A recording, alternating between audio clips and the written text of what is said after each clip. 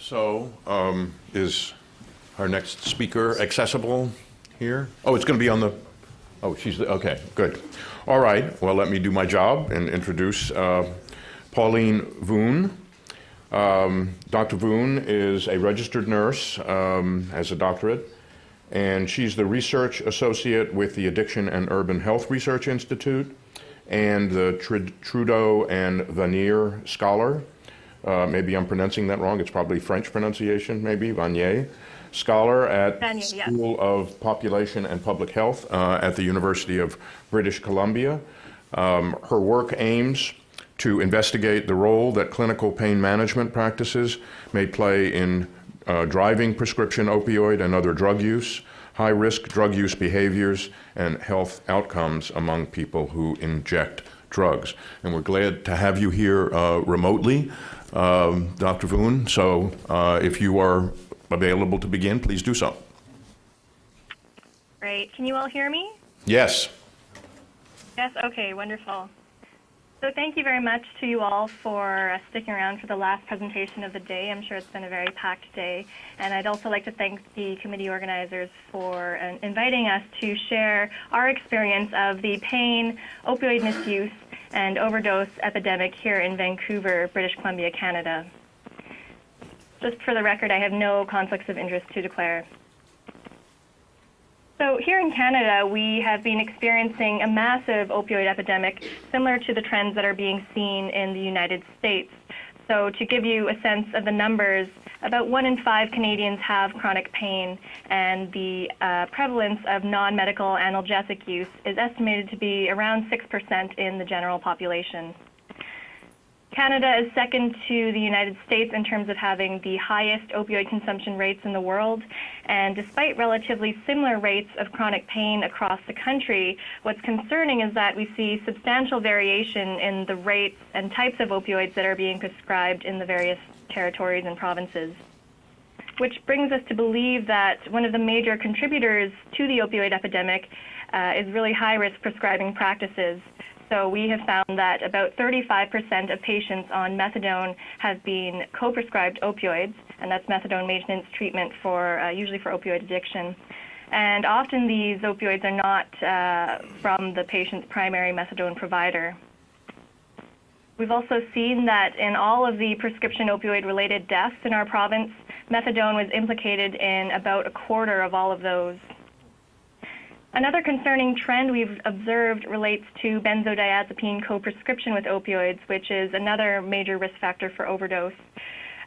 So within only about a 10-year period, we've seen a 600% increase in prescription opioid deaths involving benzodiazepines. And we've also witnessed an upsurge in fentanyl-related overdoses that is largely being fueled by the illicit fentanyl market. So within only 2 years, we've witnessed a 7-fold increase in fentanyl-detected deaths in our province. The majority of these opioid overdose deaths have been accidental, and in about 40% of these mortalities, we found that prescription opioids were actually prescribed above recommended safe dosing guidelines, and we have seen a strong correlation between the rates of dispensation and mortality rates. So these are some of the problems that we have been trying to address through various regulatory strategies that I'll describe shortly. But first, to describe some of our research. Given the substantial overlap between chronic pain and substance misuse, and given the recent calls for more research on the epidemiology of pain in high-risk subgroups, I'd like to briefly share some of the results of our research that we've conducted looking at pain in our cohorts of individuals with a history of substance misuse, which have been ongoing since 1996 and which are funded in part by the National Institutes of Drug Abuse. So similar to what Dr. Cicero mentioned in his presentation just now, we looked at ways in which people who inject drugs, who represent some of the most high-risk patients that often pose many difficult clinical challenges, we looked at the ways in which they were self-managing their pain, and we were very concerned to find out that individuals who had been denied pain medication were more likely to self-manage their pain, often in very risky ways, such as injecting heroin or obtaining pain medications from street-based drug markets. Similarly, people who inject drugs were most commonly denied pain medication due to suspected drug seeking, but after being denied pain medication, they often went out and bought that very same medication off the street or used heroin to treat their pain. And these are actions that evidently pose much greater risk for overdose mortality compared to being put on a safer alternative analgesic than opioids or being started on maintenance treatment for addiction under the supervision of a clinician. This study found that injection drug users were frequently denied pain medication while they were admitted to hospital, which elevated their risk of using illicit drugs while in hospital. So these findings highlight a growing concern of ours that simply denying or restricting access to pain medication without providing safe alternative analgesics to opioids may in fact be driving people to self-manage their pain in risky ways, especially in already high-risk populations. Individuals on methadone are another population where pain is common and difficult to treat. And we found that there was a high prevalence of pain in individuals on methadone treatment in our cohorts, which was associated with a greater likelihood of, again, self-managing pain, believing that one's methadone dose was too low, and marijuana use. This latter finding was interesting to us, especially given the recent study in JAMA 2014 that many of you may be aware of, which found that states in the U.S. that had medical cannabis laws had about a 25% lower opioid overdose mortality rate compared to states without medical cannabis laws. The preliminary data from our cohorts, which we recently presented at the British Pharmacological Society Conference and International Narcotics Research Conference, appears to show that daily opioid use was no longer significantly associated with opioid overdose, only in individuals who did report recent cannabis use. But in those who did not report recent cannabis use, the relationship between daily opioid use and opioid overdose remained significant.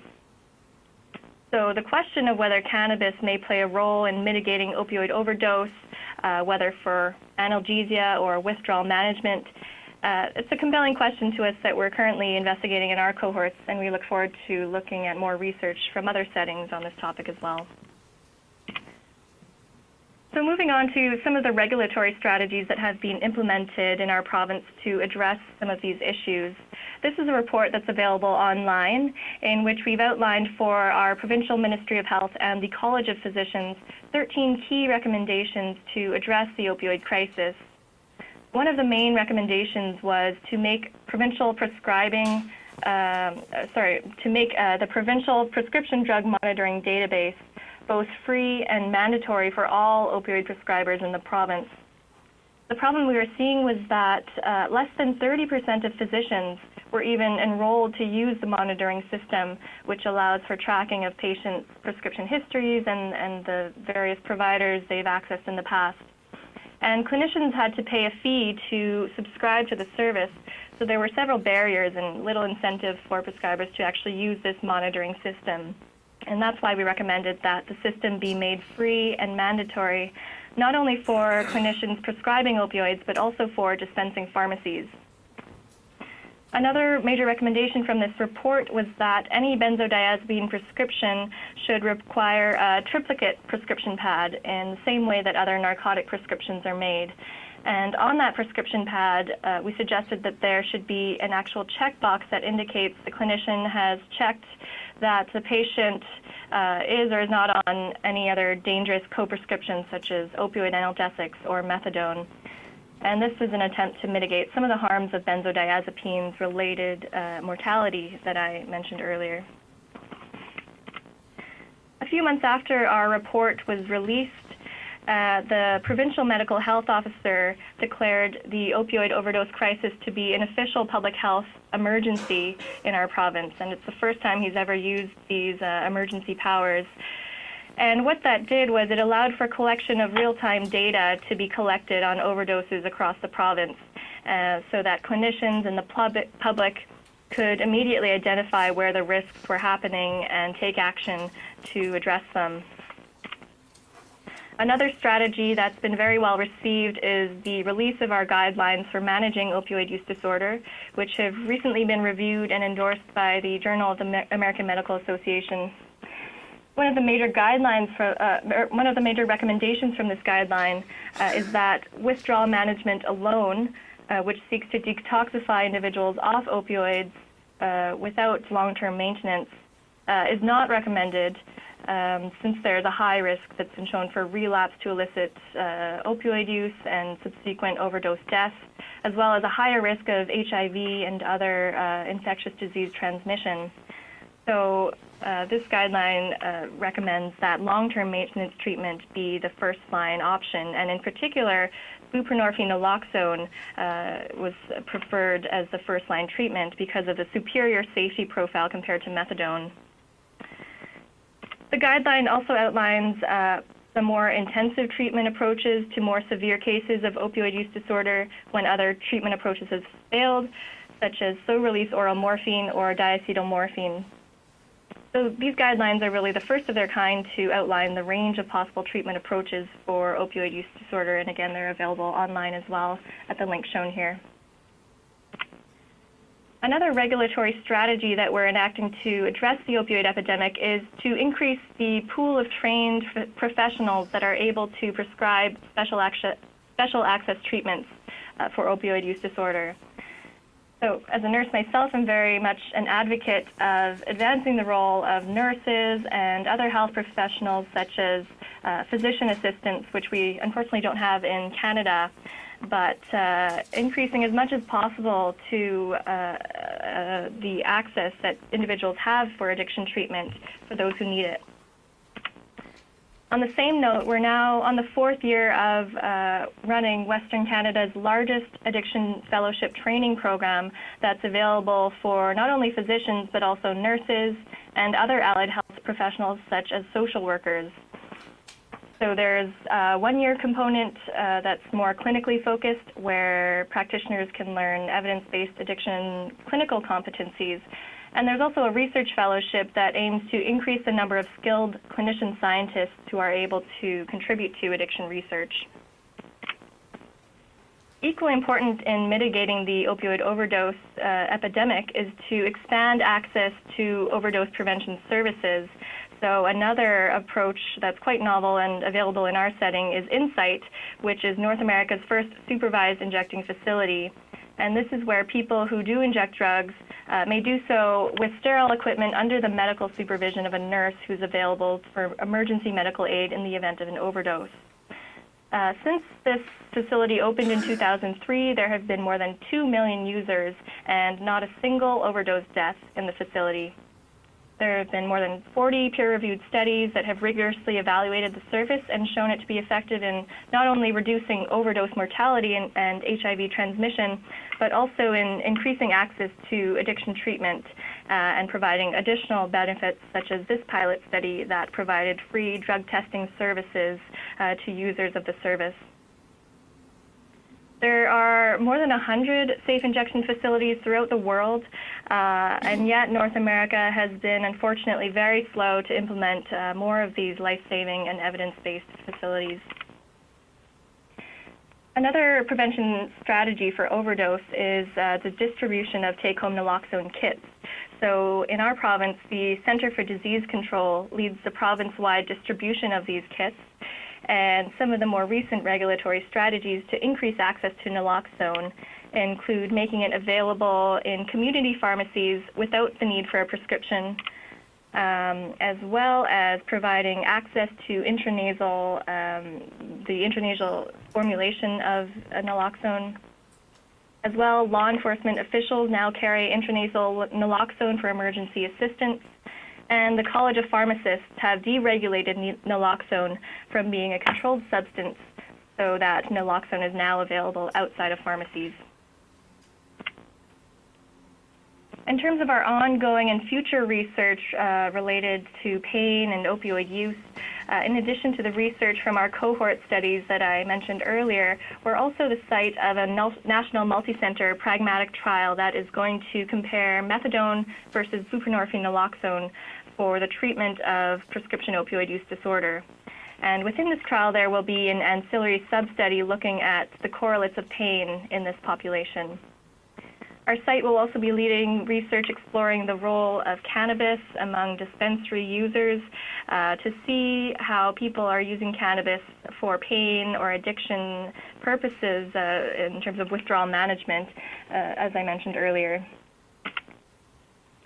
So just in summary, I've talked a bit about how certainly opioid-related harms are a very serious concern, but another concern that we have is that restrictive regulations without providing safe, alternative, non-opioid alternatives for pain may lead to further harms, as we've seen in some of our cohort data, such as individuals self-managing their pain in risky ways, such as obtaining diverted opioids or injecting heroin. More attention is needed to pain management in those with past or present opioid or substance misuse, which is certainly a growing proportion of the chronic pain population. And to do this, I think there needs to be more research on the prevalence of pain, the ways in which people self-manage their pain after they've been started on long-term opioid treatment, and more research on the role of opioid agonist treatments, cannabinoids, or other approaches to treat sub-opioid misuse. And I've also talked a bit about some of the strategies that we've been using in our site related to safer prescribing, overdose prevention, and interdisciplinary care, education, and research to address the problem. So thank you for your attention, and I'll open it up to questions now.